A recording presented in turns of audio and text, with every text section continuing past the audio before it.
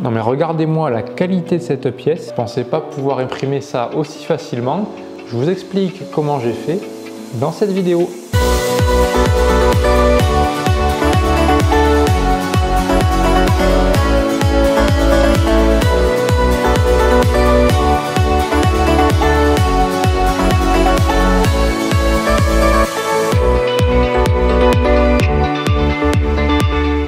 Salut les amateurs de roues, on se retrouve pour une nouvelle vidéo avec la présentation d'un objet que vous n'avez pas forcément l'habitude de voir sur la chaîne YouTube.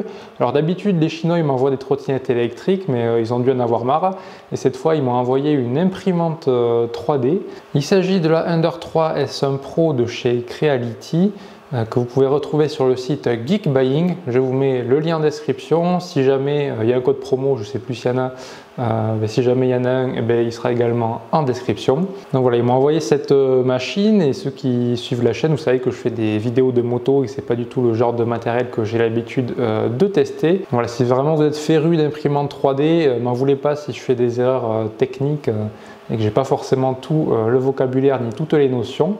Mais c'est quand même un domaine qui m'intéresse pas mal. Je ziotais à droite à gauche ce qui se faisait un peu et donc là c'était l'occasion de tester voilà, ce que vaut ce genre de matos et ce qu'on peut en faire. Et il y a quelques applications qui peuvent être sympas dans le monde de la moto.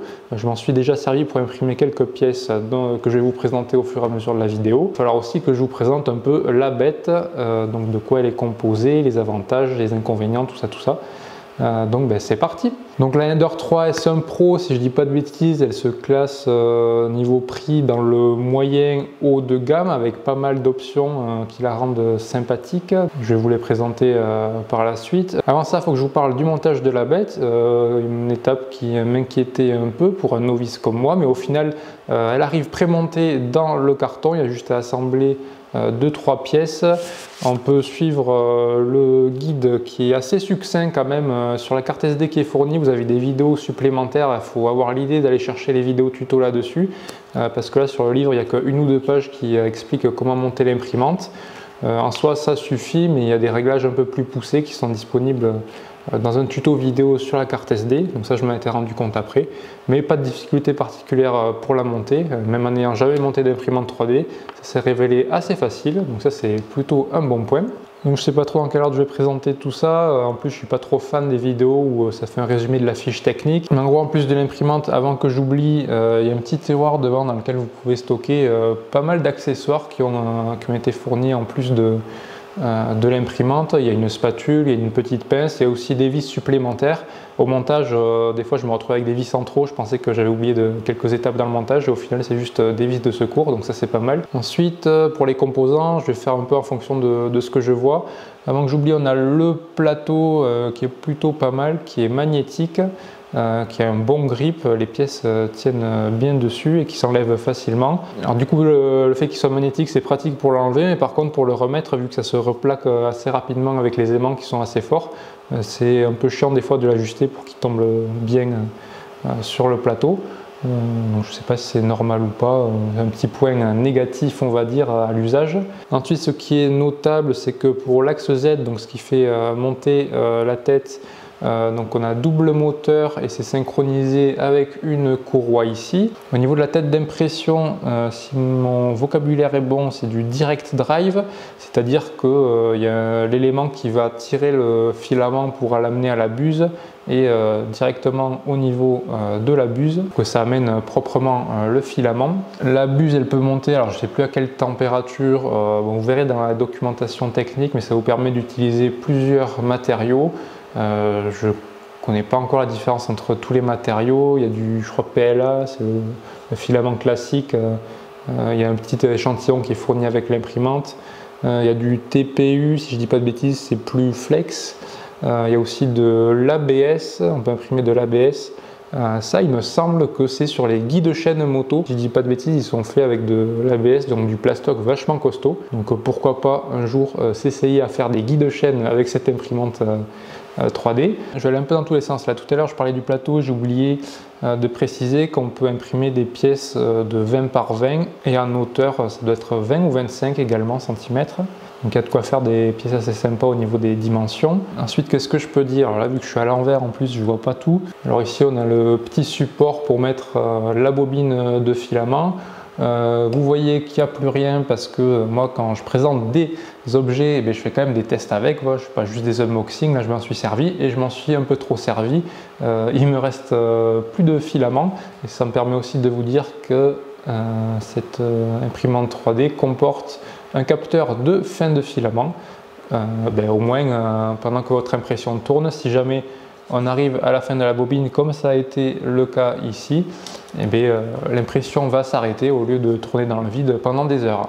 Si jamais vous avez des bons plans d'ailleurs pour les bobines, je veux bien les connaître. Même si vous avez des bons plans ou des astuces en général pour l'impression 3D, je veux bien les avoir aussi. Alors je fais toujours en fonction de ce que je vois, pas forcément dans l'ordre. On a aussi des petites molettes pour régler la tension des différentes courroies. Tant qu'on est sur les réglages, je veux dire aussi qu'il y a l'auto-leveling, si ça s'appelle comme ça je crois, où au niveau de la tête, là, il y a un capteur qui va prendre plusieurs points sur le plateau pour compenser le niveau de ce plateau, pour rééquilibrer au moment de l'impression.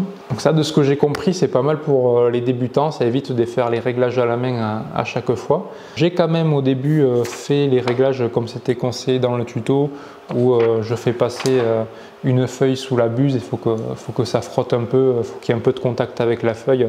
Je l'ai fait à plusieurs points et on peut régler la hauteur du plateau aux quatre coins via des molettes qui sont placées dessous. Donc ça c'est pour faire le réglage de base on va dire, et après pour perfectionner le réglage de l'imprimante pour qu'elle compense d'elle-même les petites imperfections qu'on aurait pu laisser avec le réglage manuel. Il y a l'auto-leveling où avant l'impression la tête va prendre plusieurs points sur le plateau. Pas aller encore dans le désordre, une petite option qui est sympa surtout pour ce genre de vidéo où quand on veut filmer les objets, on a l'éclairage LED là-haut. Qui fonctionne par contre que quand l'imprimante est sous tension. Dans le genre d'autres petits détails, quand on va vouloir mettre des fichiers pour l'impression sur l'imprimante, ça va se faire via une carte SD et non pas une micro SD. Donc la carte SD qui va s'insérer par devant, par là. Qu'est-ce que j'ai pu oublier encore? Alors vous l'aurez peut-être remarqué, mais j'ai pas fait de script là pour cette vidéo. Au niveau du contrôleur, au niveau de l'écran, écran tactile. Donc, apparemment sur des modèles en dessous, ça se fait à la molette avec des joysticks. Là c'est tactile, ça réagit plutôt bien. Ça permet de se balader dans les menus. On peut le mettre en français, je l'ai mis en français. Ça simplifie un peu la compréhension. Après il y a des milliers de réglages que je ne maîtrise pas encore. Je vais me renseigner dessus parce que ça a l'air assez complexe.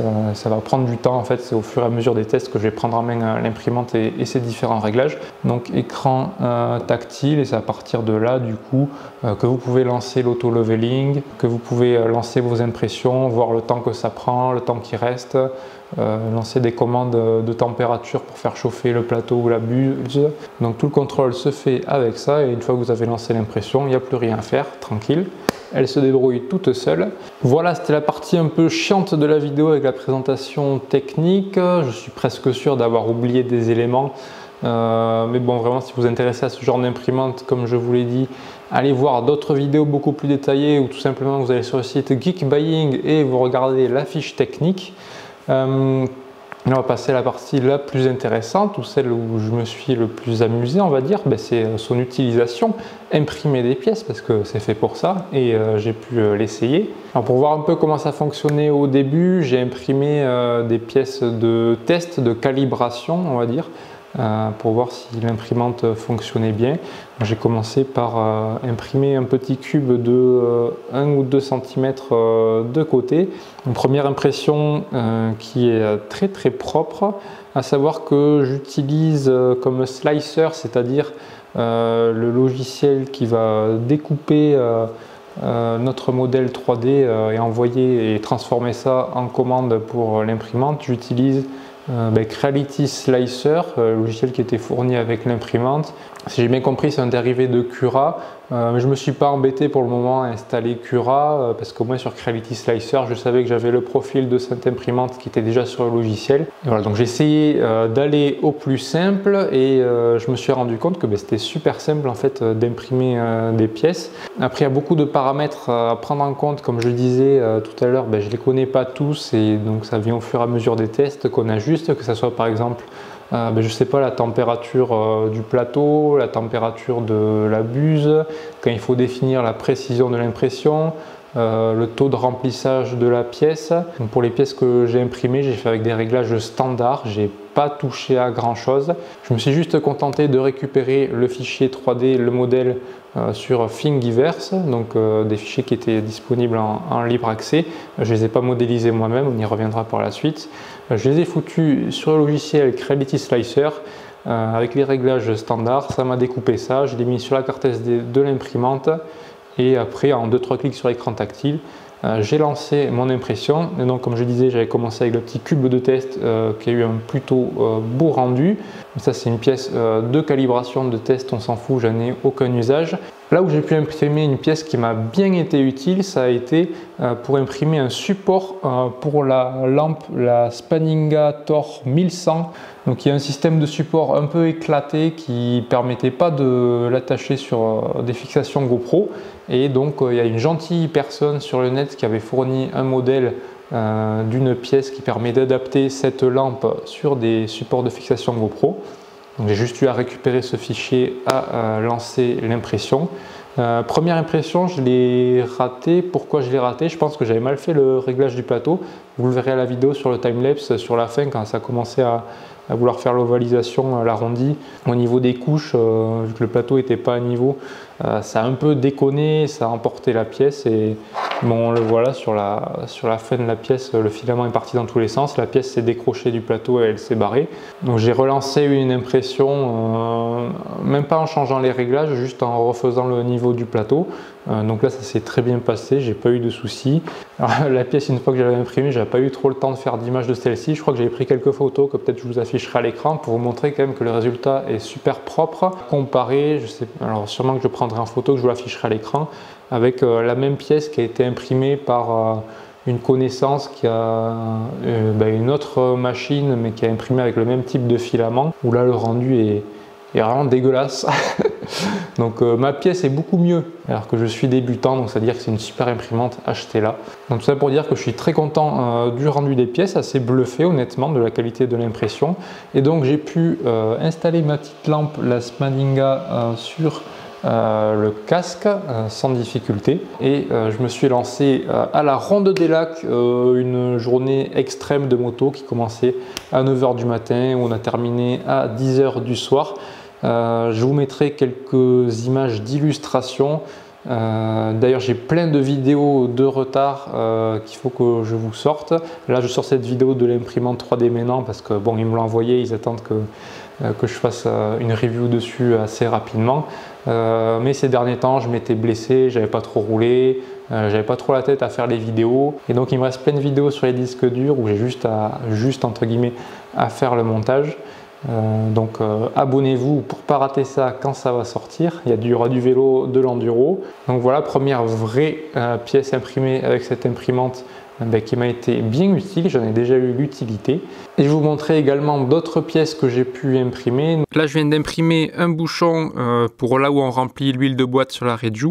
Et franchement la pièce elle rend super bien, c'est super propre. Donc on va voir si ça se visse bien au niveau du filetage. Bon ben super, ça s'est bien vissé. Après cette pièce, le bouchon, je m'en fous un peu, j'en ai pas d'utilité. C'était plus pour tester le filetage. Et j'ai vu que ça marchait bien. Du coup, on va tester d'imprimer une pièce beaucoup plus intéressante et qui va plaire à ceux qui font des vidanges sur leur Reju ou leur gaz-gaz. Je vous montre ça juste après. Ça m'a permis de valider l'impression de filetage et donc de m'attaquer à l'impression d'une pièce que je veux depuis un moment, qui va m'être bien utile. Il s'agit d'un entonnoir avec un embout à visser dans le trou de vidange de la Reju pour remplir facilement et rapidement l'huile de boîte de la moto. Et malheureusement, pendant l'impression qui devait durer pas moins de 7 ou 8 heures, je crois, ça a tourné déjà pour faire tout ça, ça a tourné pendant 5 ou 6 heures facilement. Le problème, c'est que la bobine qui était fournie avec l'imprimante, l'échantillon, il n'était pas énorme avec les quelques impressions de test que j'ai fait. Je suis arrivé au bout. Cette pièce, ça devait mettre 7 ou 8 heures pour l'imprimer. Et à la 5e heure, ah oui, par contre, ça c'est vachement long. Je ne m'attendais pas à ce que ça soit si long. Je n'avais pas d'ordre d'idée du délai du temps qu'il fallait pour imprimer une pièce. Donc, putain, c'était annoncé à 7 heures pour imprimer un petit entonnoir. Donc, les prochaines fois, je saurai à quoi m'attendre. Mais dans tous les cas, je ne suis pas arrivé au bout puisque j'avais plus de filament. Ça a permis de tester le capteur de fin de filament qui a bien fonctionné. Donc voilà, on arrive à la fin de la petite présentation et de la petite expérience que j'ai pu avoir avec cette imprimante. Ça m'a donné vraiment envie de continuer de creuser un peu le sujet. Pour le moment, là, j'imprime que des pièces qui ont déjà été modélisées. Et là où ça va être le plus compliqué, à mon avis, ça va être d'apprendre la modélisation. J'avais fait du SolidWorks à l'époque au lycée, mais bon, ça remonte à longtemps et là, il faudrait que je reparte de zéro. Mais je vais m'y mettre, que ce soit sur SolidWorks ou peut-être FreeCAD ou d'autres logiciels. Il faut que je me renseigne sur ce sujet aussi. Mais quand je vois des youtubeurs du monde de la moto ou de l'auto qui font leurs prototypes avec la modélisation puis l'impression 3D, ouais, voilà, ça donne envie d'imprimer des pièces plutôt sympas. Surtout que j'avais déjà quelques idées dans le coin de la tête de pièces qui pourraient être sympas sur les Reju. Et là, ça va être l'occasion de les concrétiser, de les réaliser pour de bon. Par exemple, quand je vois mon phare de chez AMT, le phare à LED sur la Reju, il a été entièrement imprimé en 3D. Et quand on voit comment c'est chiadé, ça montre que on peut faire des pièces plutôt sympas avec ce genre de matériel. Donc voilà, autant les trottinettes, je ne vous le cache pas, je les revendais pour pouvoir me payer le plein de la moto, autant cette petite machine, j'ai la gardée et je compte bien m'amuser avec. Et si je devais conclure, alors ouais, vite fait sur les avantages, les inconvénients que j'ai pu détecter à mon humble niveau, de débutant. Ça serait, peut-être tant que je l'entends, niveau inconvénient, alors je ne sais pas si vous l'entendrez, mais ça fait un peu de bruit, les ventilateurs ils soufflent pas mal, même au repos, et quand ça tourne ça fait encore plus de bruit. Donc là je l'ai un peu dans la pièce à vivre, il faudrait que je l'isole pour pas que ça me fasse trop chier au niveau du bruit. Après je me doute que dans tous les cas les imprimantes elles font du bruit, mais peut-être qu'il y en a qui en font plus ou moins que d'autres. Celle-là je la trouve assez bruyante personnellement. Et voilà, il y avait aussi cette petite histoire du plateau magnétique qui est du coup un peu trop magnétique et qui est un peu galère à bien remettre en place. Donc voilà les rares inconvénients que j'ai pu détecter. Après, peut-être qu'il y en aura d'autres au fur et à mesure de l'utilisation. Peut-être des pièces d'usure, mais franchement, au vu du bâti, ça a l'air... et au vu des retours que j'ai vus aussi, c'est quand même une imprimante qui a l'air bien chiadée et bien costaud. Donc qui reprenait une base de Ender 3 avec des évolutions. Donc ouais, niveau qualité du matos, je me fais pas de soucis à ce niveau. On est quand même, comme je le disais en début de vidéo, sur le moyen haut de gamme. Et les avantages, on va dire que c'est du plug and play. C'est du coup, comme je vous l'ai dit, je l'ai monté facilement, j'avais aucune notion, j'ai juste eu à lire les 2-3 pages du manuel. Pareil pour l'impression. Au niveau du logiciel, je ne savais pas trop comment m'en servir, mais il y a un peu tout qui est intuitif, que ce soit sur l'utilisation de l'imprimante ou derrière sur le logiciel, sur le slicer. Donc voilà, très rapidement, j'ai pu imprimer des pièces avec une qualité, ma foi, très correcte, et en n'ayant aucune compétence dans le domaine. Donc voilà, il n'y a pas besoin d'avoir un bac+5 pour s'en servir, à mon avis. Là où ça sera plus compliqué, ça va être au niveau de la modélisation pour réaliser des pièces sur mesure, mais ça sera un autre souci, pas lié à l'imprimante. Voilà, j'espère que cette vidéo vous aura plu. Excusez-moi si c'était un peu brouillon, j'avais pas trop de notes, j'ai fait un peu au feeling et c'était un domaine que je maîtrise pas trop. J'espère quand même que cette vidéo vous aura plu. Comme je vous l'ai dit, j'ai plein de vidéos en stock, il faut juste que je prenne le temps de faire les montages et de publier les vidéos. Ce que je peux vous conseiller de faire, c'est de me rejoindre sur Instagram, amateur de roues, où là il y a un peu plus d'actualité, on va dire. Il y a des stories, pas au quotidien, mais au moins vous pouvez voir un peu ce qui se passe. Par exemple, j'ai participé à ma première course d'enduro, j'ai pas pu filmer parce que les GoPro étaient interdites, et bien du coup c'est sur Instagram qu'il y a les infos, rejoignez-moi là-bas. En attendant, concernant YouTube, les prochaines vidéos arrivent bientôt. Je vous dis à la prochaine et bon ride!